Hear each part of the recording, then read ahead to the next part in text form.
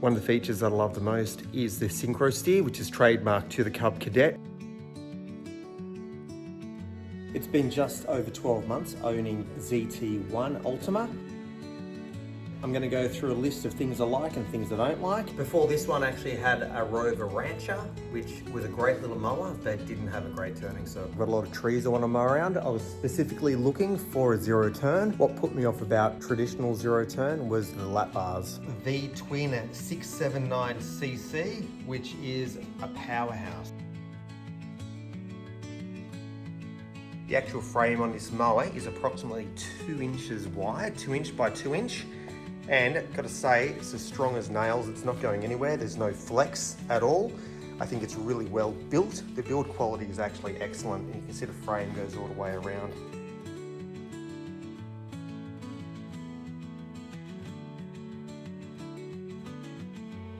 This one's a 46-inch cut, so for my 2 acres, it's absolutely perfect. Easy to change your oil for its servicing by just undoing this screw here. The deck on these is super strong, made out of tough steel.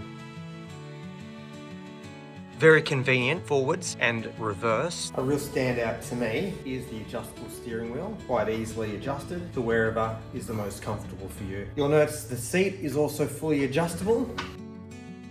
If anything, I wish the seat went a little bit further back. I'm about 5'11". It would be really handy if the seat came back that little bit further.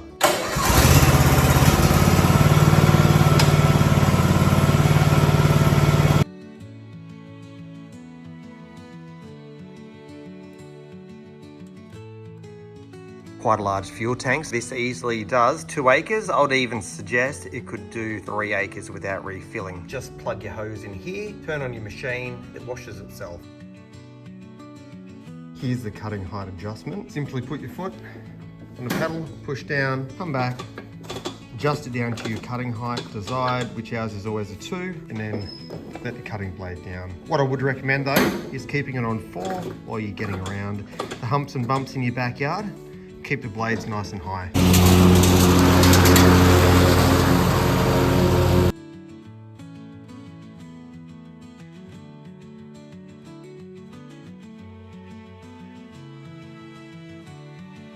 The Cub Cadet has zero turn capability, but something really important is the steering wheel is directly linked to the front wheels. They just don't float around like what happens when you have the lap bar zero turn.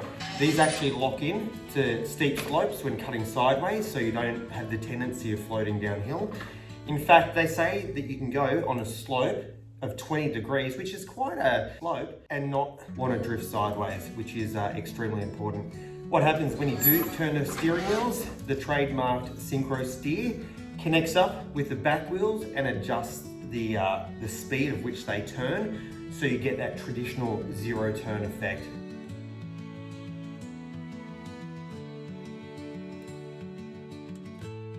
I really enjoy the Cub Cadet. This size here, I probably wouldn't buy again.